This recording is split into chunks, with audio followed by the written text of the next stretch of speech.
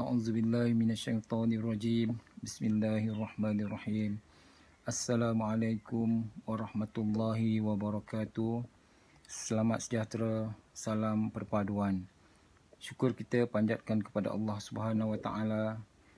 Pada hari ini kita diberi kesempatan, diberi ruang untuk sama-sama berkongsi ilmu dalam membincangkan satu tajuk yang dikira penting. InsyaAllah saya akan membicarakan satu tajuk, iaitu adab dulu baru ilmu. Sebelum itu saya perkenalkan diri. Saya Cikgu Izalwan bin Mukhtar dari SMK TTDI Jaya Shah Alam. Jadi saya ucapkan semua murid dalam keadaan yang terbaik, dalam keadaan yang sihat, sempena kita dalam PKP fasa yang ketiga. Janganlah kita gusar dan bimbang. Keadaan ini insya-Allah akan berakhir. Mudah-mudahan dalam waktu yang terdekat. Mudah-mudahan insya-Allah. Anak-anak yang cikgu kasihi sekalian,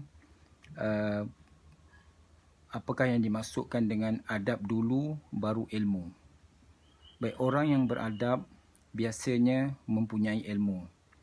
Manakala orang yang berilmu tidak semestinya mereka itu mempunyai adab. Jadi kaitannya kita sewajarnya mempunyai adab yang baik, adab yang mulia sebelum kita melalui liku-liku hidup kita ini. Orang yang beradab mempunyai nilai-nilai positif dalam diri. Contohnya ucapan terima kasih, saling membantu, bekerjasama dan lain-lain lagi. Saya akan membicarakan, akan mengaitkan kepentingan adab ini kepada 5F. 5F. Apakah yang dimaksudkan dengan 5F tu? Sebab 5F ni ada kaitannya dengan adab kita. Jadi F yang pertama, family. Baik. Dalam masa kita sedang dalam PKP fasa ketiga ini, semua ahli berkumpul di rumah. Abang ada, kakak ada, adik ada, ibu dan bapa. Semuanya berkumpul. Baik, di sini kita digalakkan untuk bantu keluarga kita. Wahai anak-anak, kita kena bantu keluarga kita. Ringan-ringankanlah tulang kita tu untuk membantu meringankan beban yang ditanggung oleh keluarga kita. Baik, adab kita, kita hendaklah sentiasa dengar dan patuh nasihat ibu bapa kita. Sebab itu merupakan adab yang mulia. Disebabkan masa yang banyak bersama, jadi ada ruang untuk kita mengeratkan hubungan silaturahim. Kita boleh solat berjamaah, baca Quran dan banyak aktiviti boleh dilakukan bersama-sama.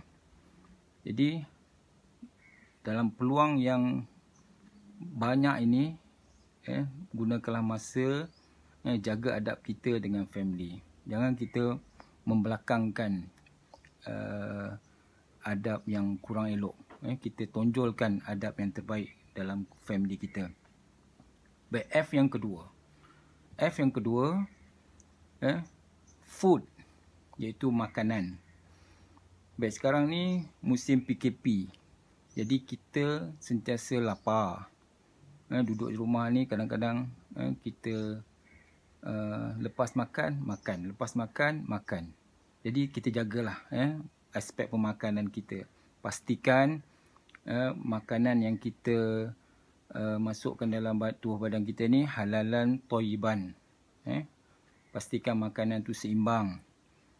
Kurangkanlah makanan segera. Dan yang mempunyai banyak minyak tu kita kurangkan. Demi untuk menjaga kesihatan kita. Cikgu cadangkan kalau kita selalu sangat makan pun bahaya juga. Jadi konsepnya kita makan sikit-sikit. Dalam sekali menu makan tu, kita sikit-sikit makan.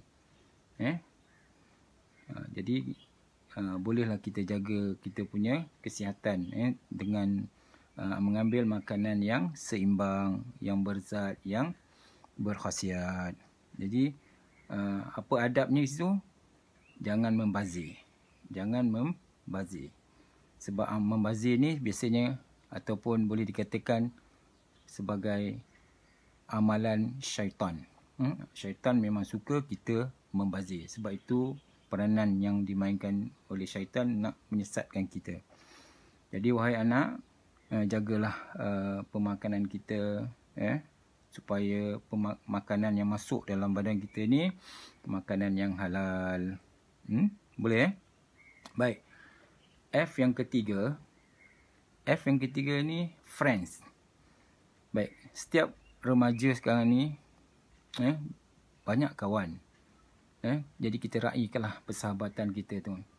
Pilihlah kawan yang sesuai, kawan yang boleh sama-sama susah, sama-sama senang. Segala permasalahan, segala kesenangan dapat dihadapi bersama. Kita kalau ada kawan yang masa senang je dengan lekat dengan kita, rapat dengan kita, tapi masa kita susah dia tinggalkan kita, tu bukan kawan yang baik lah. Jadi kita sama-sama mengeratkan hubungan kita dengan kawan-kawan yang lain. Elakkan bersikap sombong. Dan mementingkan diri sendiri. Kawan yang baik pastinya banyak membantu, bukannya membuntu. Kalau membuntu, maksudnya perhubungan tu tak ikhlas. Jadi mungkin akan sampai ke pertengahan jalan saja dia punya perhubungan tersebut. Jadi adab kita berkawan ni, kita nak lahirkan silaturahim. Biar ramai kawan. Musuh jangan kita cari. Jadi sebagai murid, sebagai remaja yang memang kawan tu sebagai tempat meluahkan perasaan, tempat berbincang dan sebagainya. Jadi kita pilihlah kawan yang baik. Jadi adab-adab berkawan pun jaga. Jaga batasan, jaga aurat, jaga hubungan kita. InsyaAllah dengan hubungan yang baik tu, Allah akan merestui kita punya perhubungan, insya-Allah. Dan F yang keempat iaitu freedom. Freedom ni maksudnya kebebasan. Remaja, bila dinamakan remaja, memang kebebasan tu mereka nak. Tapi adakah kebebasan itu 100%? Bukan.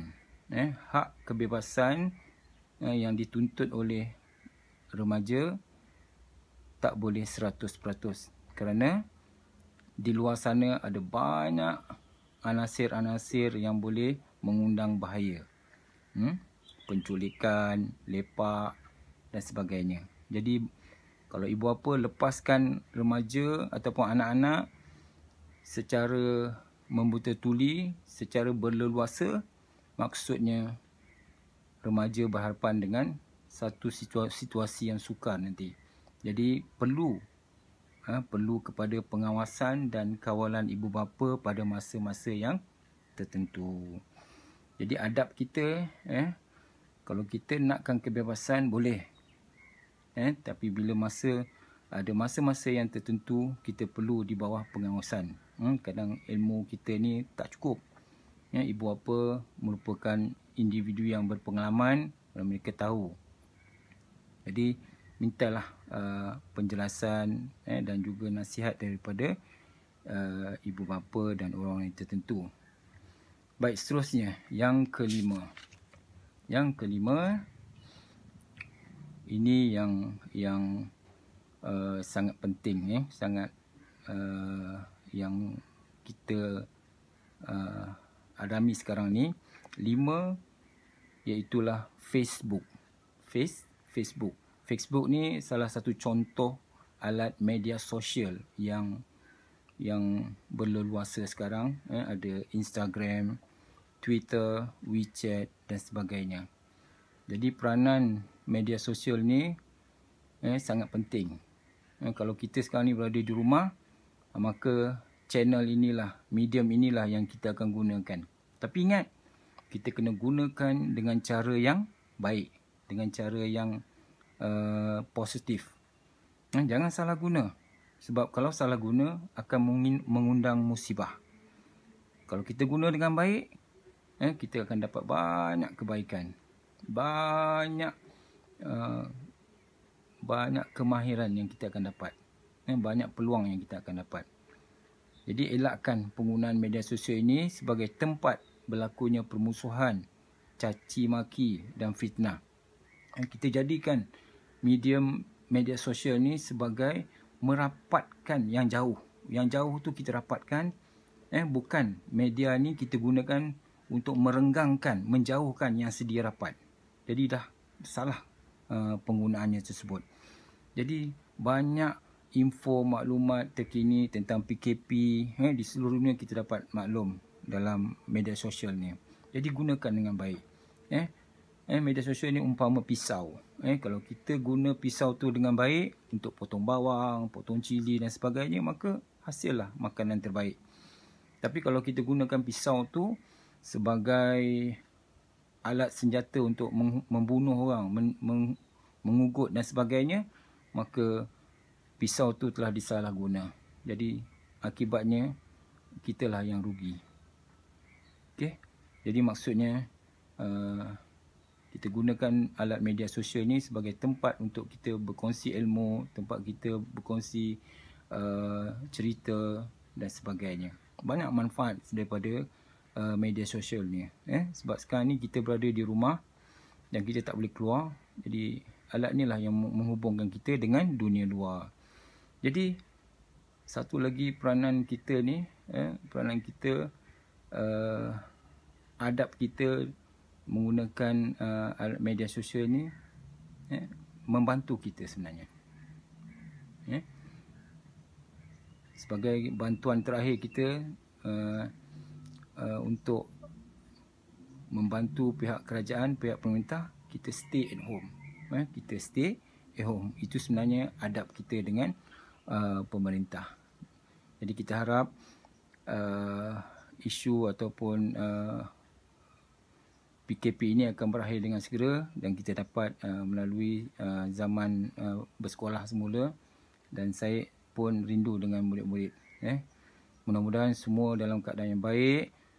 Semoga perkongsian kita tadi 5F tu, jaga adab, adab dulu barulah ilmu. Jadi kita sama-sama jaga adab kita terhadap family kita, terhadap makanan kita, food, kawan-kawan kita, friends, terhadap kebebasan, freedom dan juga Facebook. Jadi dengan itu saya ucapkan terima kasih kerana sudi menonton dan sudi mendengar, sudi berkongsi ilmu dengan saya. Mudah-mudahan kita diberi rahmat oleh Allah Subhanahu Wa Taala. Selamat berpuasa, selamat menjalani ibadah puasa di bulan Ramadan, insya-Allah. Mudah-mudahan Ramadan kali ini Ramadan yang terbaik, insya-Allah. Dengan itu, Assalamualaikum warahmatullahi wabarakatuh. Assalamualaikum.